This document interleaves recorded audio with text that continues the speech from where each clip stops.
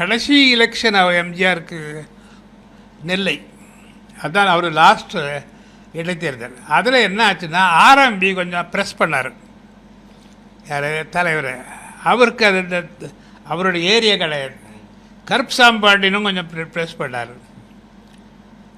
But அது RMP press பண்ணால் எம்ஜிஆருக்கு மாட்டேன்னு சொல்ல முடியாது.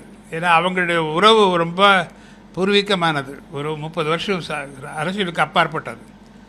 சரின்னு கொஞ்சம் முழு மனசு இல்லாமல் ஒத்துக்கிட்டார். ஸோ அதில் சுத்தமல்லின்னு ஒரு ஏரியா, நான் மூக்கை தேவர், ராஜாஜி, பசுமன்மன் அவங்களோட மூவ் பண்ணதில் எனக்கு கொஞ்சம் தேவருடைய அந்த தேவர் டாமினேஷன் ஒரு 14 பூத் எனக்கு. ஸோ எல்லாம் ஒன்றுடனே அவருக்கு அப்போ பேசுகிறது கஷ்டமாக இருந்தது. அவர் வந்தார்.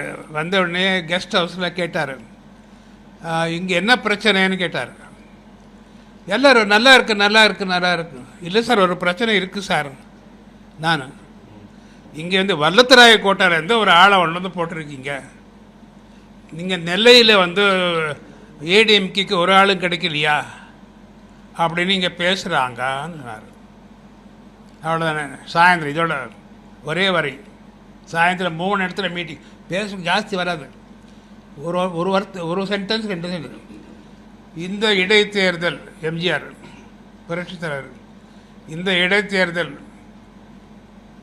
ஆர்.எம். வீரப்பனுக்கும் சுப்பிரமணிய பிள்ளைக்கும் நடைபெறுகின்ற இடைத்தேர்தல் இல்லை. இந்த இடைத்தேர்தல் எம்ஜி ராமச்சந்திரனுக்கும் கலைஞர் கருணாநிதிக்கும் நடைபெறுகின்ற அறப்போர். இதில் யார் ஜெயிக்க வேண்டும் என்று நீங்களே முடிவு செய்யுங்கள். வணக்கம். ஹெட்லைன்ஸ் நெக்ஸ்ட் டே பேப்பர் பூரா 20,000 ஓட்டில் ஜெயிச்சார் ஆரம்பி.